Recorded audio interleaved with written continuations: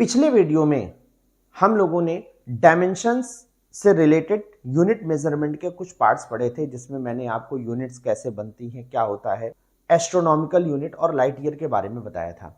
आज हम लोग डायमेंशन निकालना सीखेंगे, ठीक है।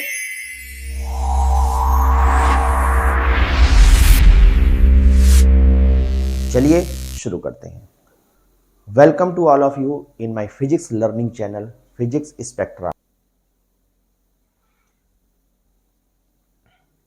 देखिए, सबसे पहले बहुत सिंपल सी चीज आपको याद करनी है। क्या? लेंथ। लेंथ की यूनिट क्या होती है? मीटर। और लेंथ की जो डायमेंशन है वो लेंथ का पहला लेटर उठाना है, कैपिटल एल। ओके। मास। मास की यूनिट क्या होती है? किलोग्राम। और आपको मास का पहला लेटर कैपिटल एम उठाना है, ठीक। टाइम। टाइम की यूनिट होती सेकंड। आपको टाइम का पहला लेटर उठाना है, ये टाइम की डायमेंशन है। टेम्परेचर। टेम्परेचर की यूनिट होती है केल्विन, मगर टेम्परेचर का पहला लेटर अगर टी उठाएंगे तो दोनों की डायमेंशन सेम हो जाएगी, इसलिए टेम्परेचर की डायमेंशन अलग से ली गई है, थीटा, ठीक है। इलेक्ट्रिक करंट की यूनिट एम्पियर। एम्पियर का लेटर कैपिटल ए लिया गया है, इलेक्ट्रिक करंट का ई नहीं लिया गया है। इलेक्ट्रिक करंट की यूनिट एम्पियर में इसको कैपिटल ए लिया गया है, ठीक है। और अमाउंट ऑफ सब्सटेंस मोल में नापते हैं, ये हमने आपको पिछले वीडियो में भी बताया था।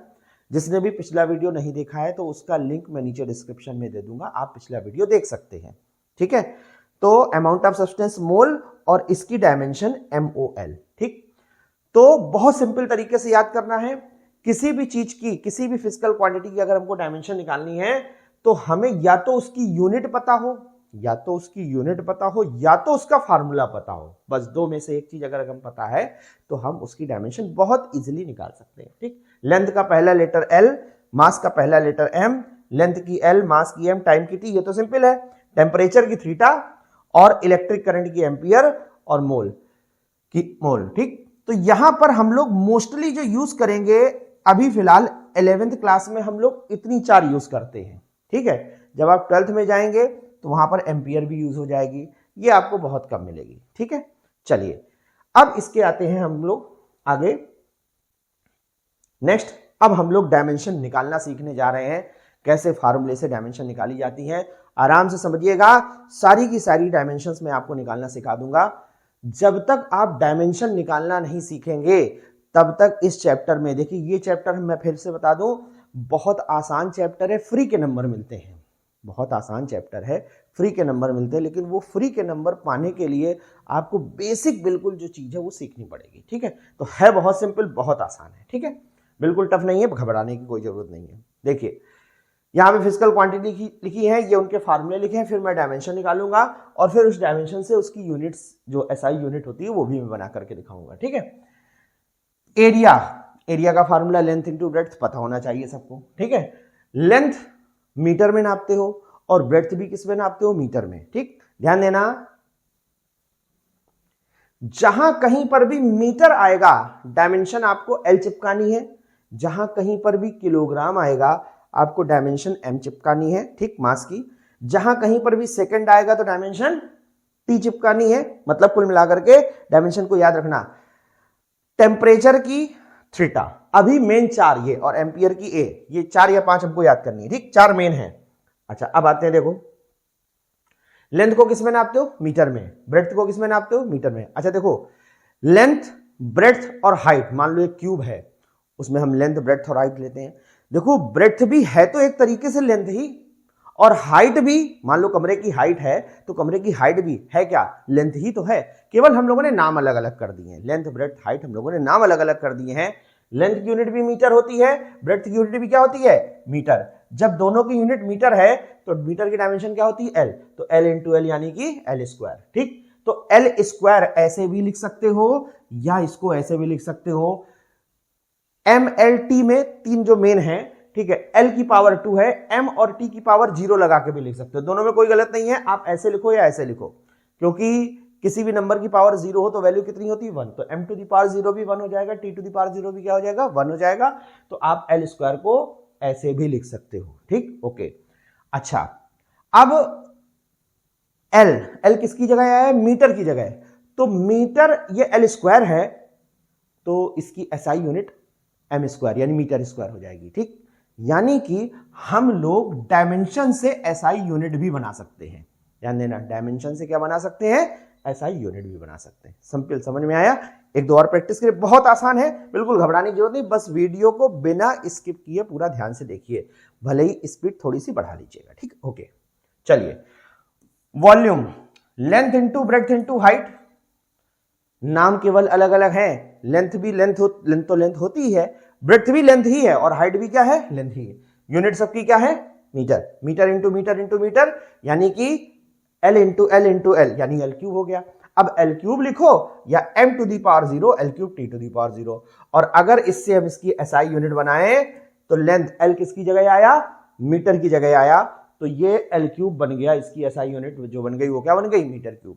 एक बात और, डायमेंशन कुछ नहीं है, सिर्फ यूनिट को डिनोट करने का एक नया मेथड है। दिमाग में बैठा लो, ठीक है, क्योंकि इसी कॉन्सेप्ट को हम लोग आगे यूज करेंगे। डायमेंशन कुछ भी नहीं है, यूनिट को डिनोट करने का एक नया मेथड बना दिया गया, ठीक है, ताकि वो आसानी से यूज किया जा सके। ठीक, चलिए अब आते हैं डेंसिटी। डेंसिटी का फार्मूला मास अपॉन वॉल्यूम। ठीक है, डेंसिटी का फार्मूला मास अपॉन वॉल्यूम। अब बताना, मास की यूनिट किलोग्राम, मास की यूनिट किलोग्राम, वॉल्यूम की यूनिट मीटर क्यूब। बोलो सही है? तो किलोग्राम की डायमेंशन, किलोग्राम मास की डायमेंशन m, और मीटर क्यूब यानी कि एल क्यूब। समझ आया? ये ऊपर चला गया ml टू दी पावर -3। ठीक, दो बातें जरूर याद रखनी है। डायमेंशन लिखते समय हमें ये वाला लार्ज ब्रैकेट लगाना है, ना तो आप करली ब्रैकेट का इस्तेमाल करेंगे और ना तो स्मॉल ब्रैकेट का इस्तेमाल करेंगे। कौन सा ब्रैकेट यूज करना है? ये वाला। दूसरी बात, लेटर सारे capital M, capital L, capital T. ठीक है, लेटर सारे ये कैपिटल में इस्तेमाल होंगे, small m, small l, small t ये इस्तेमाल ना करना, ठीक है, गलत हो जाएगा। तो कैपिटल लेटर्स का इस्तेमाल और ये वाला ब्रैकेट इस्तेमाल, इस बात का हमें ध्यान रखना है। ठीक, चलिए, डेंसिटी किलोग्राम पर मीटर क्यूब, किलोग्राम की एम हो गई, मीटर क्यूब की एल क्यूब हो गई, ये ऊपर चला गया ml टू दी पावर -3, या इसको ऐसे लिख दो, गलत तो नहीं है, m और l है, t की पावर 0 चिपका दो। समझ आया? तो अब इससे देखो यूनिट बनाए एसआई यूनिट, तो m की जगह क्या आ जाएगा बोलो? किलोग्राम, और l -3 की जगह l मीटर, है ना, तो मीटर -3, तो किलोग्राम मीटर -3 या किलोग्राम पर मीटर क्यूब, किलोग्राम पर मीटर क्यूब, ये इसकी बन गई एसआई यूनिट। डेंसिटी की यूनिट क्या होती है? किलोग्राम पर मीटर क्यूब ही तो होती है। तो अगर हमें किसी फिजिकल क्वांटिटी की डायमेंशन पता है तो यूनिट बना सकते हैं, या यूनिट पता है तो डायमेंशन बना सकते हैं। अगर मान लो हमको यूनिट पता है किलोग्राम पर मीटर क्यूब, तो किलोग्राम की जगह m रख देंगे, मीटर क्यूब की जगह l क्यूब रख देंगे, तो ml/3, यानी कि हम लोग यूनिट से भी डायमेंशन में आ सकते हैं, और डायमेंशन से किस में जा सकते हैं? एसआई यूनिट में जा सकते हैं। समझ आ गया होगा? ठीक, वेलोसिटी या स्पीड, अगर वेलोसिटी लिखें तो डिस्प्लेसमेंट अपॉन टाइम, अगर स्पीड लिखें तो डिस्टेंस अपॉन टाइम। ठीक है, चलिए, डिस्प्लेसमेंट या डिस्टेंस किस में नापते हो? मीटर में नापते हो। ठीक, तो मीटर की डायमेंशन कितनी? l, और टाइम की डायमेंशन कितनी? t, तो l/t यानी lt-1। तो ये जो lt-1 है ये वेलोसिटी या स्पीड की डायमेंशन बन गई। ठीक, अब इसको ऐसे लिखो या इसमें m टू दी पावर 0 लगा दो, एक ही बात। ठीक है, अगर हमको यूनिट लिखनी है तो मीटर, और ये क्या बन गई? सेकंड, टाइम की सेकंड, तो मीटर सेकंड -1, या इसको हम लिख सकते हैं मीटर पर सेकंड। ठीक, एक ही बात है, वेलोसिटी की यूनिट मीटर पर सेकंड होती है। एक्सेलरेशन, एक्सेलरेशन का फार्मूला क्या होता है? आप लोगों ने पढ़ा है, delta v upon delta T, पढ़ा हुआ सब लोगों ने, change in velocity per unit time. तो वेलोसिटी, चेंज इन वेलोसिटी का मतलब वेलोसिटी की डायमेंशन। वेलोसिटी की डायमेंशन यहां पे कितनी निकाली है? lt-1। ठीक, तो ये जो चेंज इन वेलोसिटी है इसकी डायमेंशन यहां पर कितनी रखोगे आप? lt-1, और टाइम की t रखोगे, ये t ऊपर चला जाएगा। अच्छा, यहां पे थोड़ी अलजेब्रा जैसे मैथ सॉल्व करते हो वैसे ही करना। ये t टू दी पावर -1 है, नीचे t है, ये t ऊपर गया, क्या बन गया? t टू दी पावर -2, तो lt-2 लिखो या m की पावर 0 फ्री में लगा दो। ठीक, तो यूनिट क्या बन जाएगी? मीटर सेकंड -2, या इसको आप लिख सकते हो मीटर पर सेकंड स्क्वायर। क्या लिख सकते हो इसको? अगर इसको हम लिखें तो मीटर पर सेकंड स्क्वायर, ऐसे भी लिखा जा सकता है। ठीक, ये वाली स्लाइड आपको बहुत अच्छे से समझ में आ गई होगी। ठीक, अभी शुरू में हो सकता है थोड़ी सी आपको दिक्कत हो, तो वीडियो को बार बार रिपीट करके देखिए, एक दो बार में आपको क्लियर हो जाएगा 100%। और यह समझ में आएगा तभी, ध्यान रखिएगा, जब ये आपको बहुत अच्छे से समझ में आएगा तभी आप इसके डायमेंशंस के एप्लीकेशंस कर पाएंगे। ठीक है, चैप्टर बहुत आसान है, फ्री के नंबर मिलते हैं, लेकिन फ्री के नंबर लेने के लिए थोड़ी सी बेसिक पे मेहनत करनी पड़ेगी। ठीक है, चलिए अब हम लोग आते हैं, देखो पीछे जो डायमेंशन निकाल चुके हैं उसको हम आगे वाले फार्मूलों में डायरेक्ट यूज करेंगे। ठीक है, चलिए सबसे पहले फोर्स बताओ, मास इनटू एक्सीलरेशन। ठीक है, मास की डायमेंशन m पता है और एक्सीलरेशन की अभी अभी पीछे निकाली है, पीछे वाली स्लाइड में पलट के देखना। ठीक, LT-2 तो बन गया MLT-2। अब अगर यूनिट लिखोगे तो किलोग्राम मीटर, देखो ये देखिए किलोग्राम, इसकी जगह किलोग्राम रखा, इसकी जगह मीटर रखा, और टाइम की जगह क्या रख दिया? सेकंड रख दिया। तो किलोग्राम मीटर सेकंड -2 या किलोग्राम मीटर पर सेकंड स्क्वायर, ये इसकी यूनिट बन गई। और किलोग्राम मीटर पर सेकंड स्क्वायर को क्या लिखते हैं? Capital N। कैपिटल N का मतलब न्यूटन होता है। बोलो ठीक है। यूनिट लिखते समय अगर कहीं किसी साइंटिस्ट का नाम आता है तो उससे जो यूनिट बनती है वो कैपिटल लेटर में लिखी जाती है, ये बात याद रखना।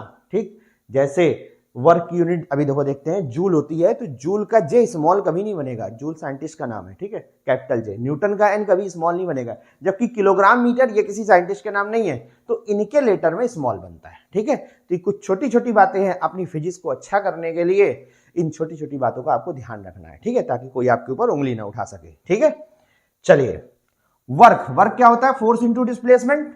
ठीक भाई, फार्मूला तो याद होना चाहिए। अब किसी को वर्क बराबर अगर फोर्स इंटू डिस्प्लेसमेंट नहीं पता है तो उसके लिए फिर दिक्कत है, तो उसके लिए फिर आपको लोअर क्लासेस को अच्छा और पढ़ना पड़ेगा। ठीक है, तो फिलहाल कोई बात नहीं, अगर नहीं पता है तो अब से पढ़ना शुरू करेंगे। हो सकता है आपने इससे पहले जो भी पढ़ा है वो आपने बहुत अच्छा नहीं पढ़ा है, लेकिन अब से अगर आप अच्छा पढ़ना शुरू करेंगे तो आगे आपकी फिजिक्स अच्छी ही होगी, इस बात की मैं गारंटी लेता हूं। ठीक है, वर्क है फोर्स इंटू डिस्प्लेसमेंट।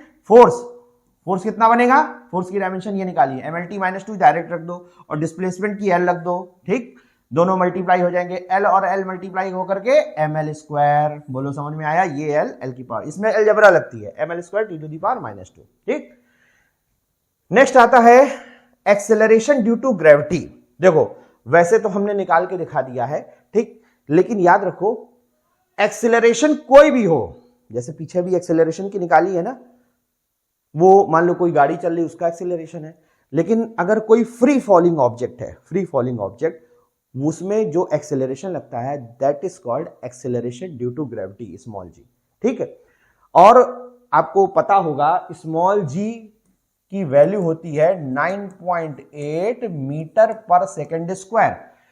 तो भैया मीटर पर सेकंड स्क्वायर, यानी अगर डायमेंशन लिखोगे तो m की जगह l, मीटर की जगह l और सेकंड की जगह t²।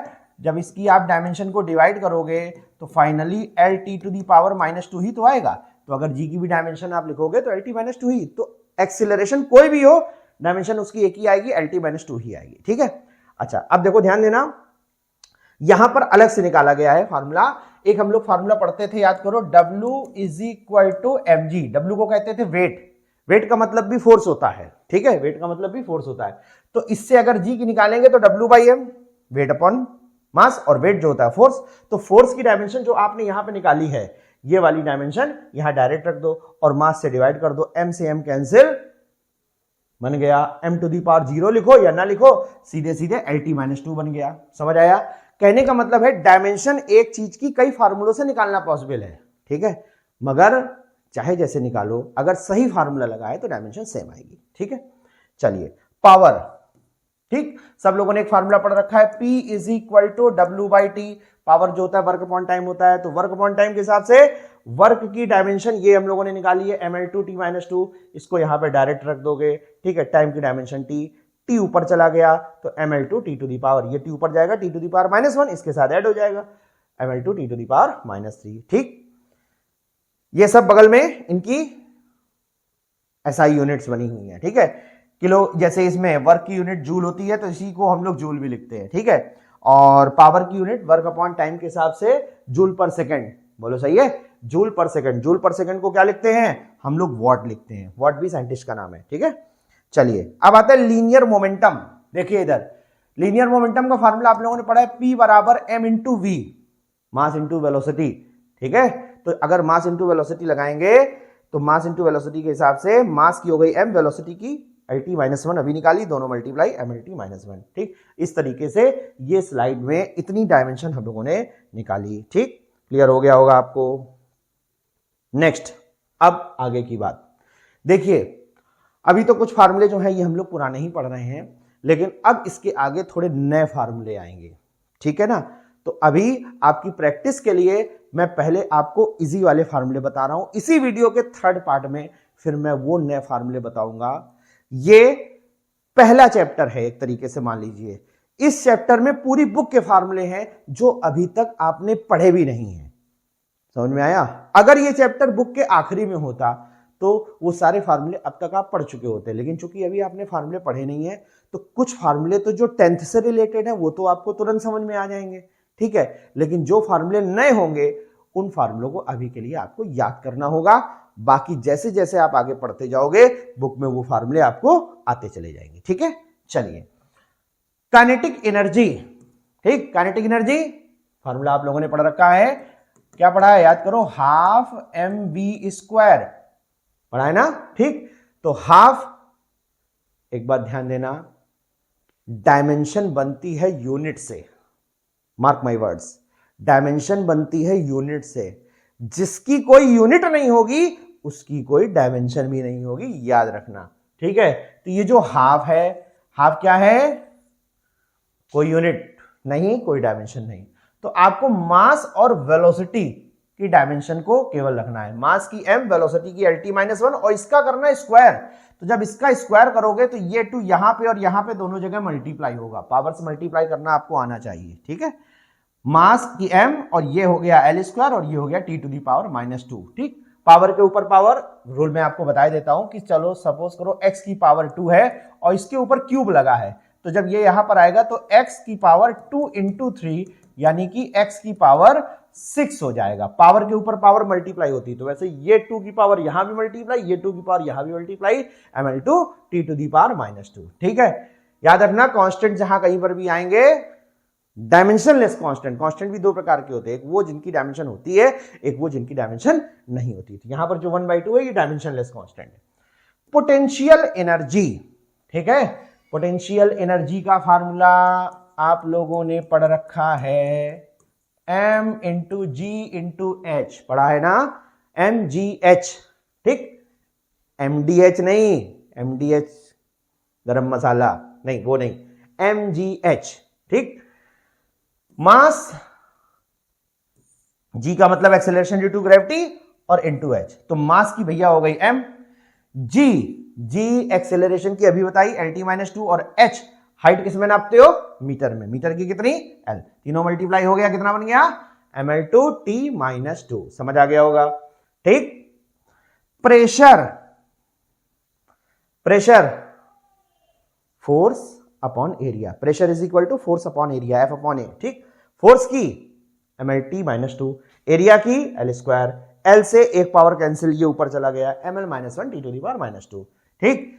फोर्स की यूनिट क्या बनेगी, देखो जरा, न्यूटन, अगर हम इसकी यूनिट लिखें न्यूटन पर मीटर स्क्वायर, न्यूटन पर मीटर स्क्वायर, तो ये न्यूटन पर मीटर स्क्वायर इसकी यूनिट लिखी हुई है, ठीक। अब इसमें दो टर्म और आते हैं, मोमेंट ऑफ फोर्स और इंपल्स, ठीक है।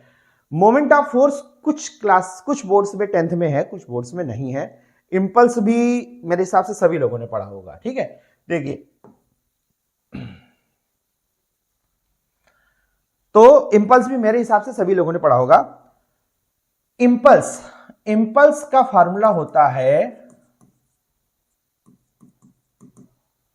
Force into time interval.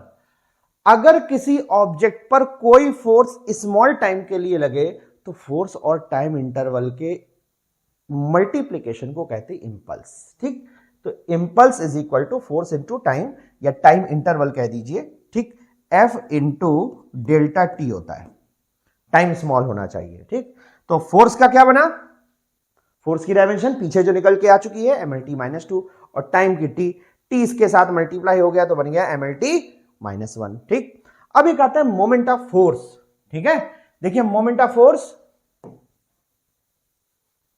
Moment of force होता है tau is equal to F into R, पढ़ रखा होगा, tau is equal to F into R पढ़ रखा है आप लोगों ने, है ना।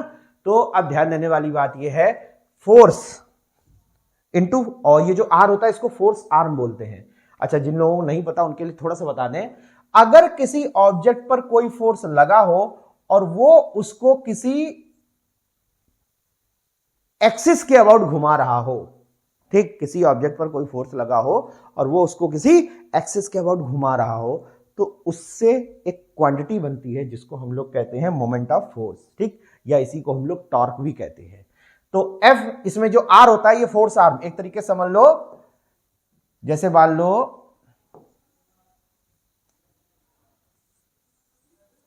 मान लीजिए ये फोर्स लगा है और यहां इस एक्सिस के अबाउट ये घूम रहा है, तो यहां से यहां तक की जो डिस्टेंस है इसको आर लिखते हैं, इसको कहते हैं फोर्स आर्म।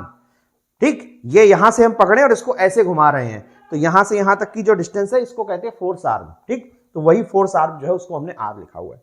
तो बस force into force arm, force की mlt-2 और आर्म किस में नापोगे, मीटर में। ठीक है, तो मीटर की कितनी हो गई L, मल्टीप्लाई होकर के ml2t-2। ठीक, न्यूटन मीटर इसकी यूनिट बन गई, है ना, न्यूटन इंटू मीटर इसकी यूनिट हो गई।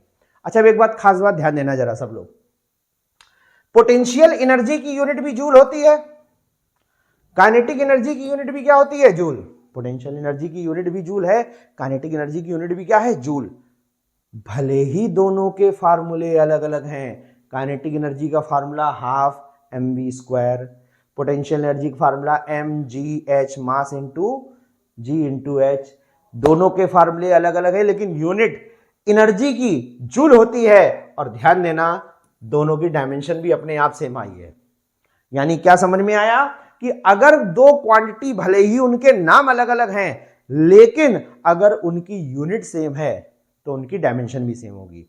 ठीक, ध्यान देना क्या बताया मैंने, अगर नाम भले ही क्वांटिटीज के अलग अलग हो, लेकिन अगर यूनिट उनकी सेम है तो उनकी डायमेंशन भी सेम आएगी। और देखिए एक जादू दिखाते हैं आपको, देखो काइनेटिक एनर्जी की जूल यूनिट है, डायमेंशन ml2t-2, पोटेंशियल एनर्जी की भी जूल यूनिट है ml2t-2।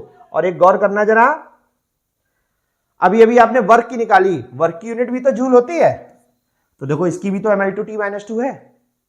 समझ में आया, यानी जूल जिस जिस चीज की यूनिट होगी, kinetic energy, potential energy, heat energy, ठीक, कोई एनर्जी की यूनिट जूल और उसकी डायमेंशन ml2t-2। तो अगर आप ये ऐसे करके कॉन्सेप्ट को याद रखेंगे तो आप बहुत जल्दी इसको सीख सकते हैं और याद कर सकते हैं। ठीक है, यहां तक आपने जो भी डायमेंशंस पढ़ी, इसमें से वो फार्मूले थे, ये फार्मूले आप लोगों ने कहीं ना कहीं लोअर क्लासेस में पढ़ रखे हैं। अब इसके अगले पार्ट में मैं आपको वो फार्मूले बताऊंगा जो फार्मूले अभी तक आप लोगों ने पढ़ नहीं रखे। तो उन फार्मूलों के लिए वीडियो का थर्ड पार्ट देखना ना भूलें। Thank you.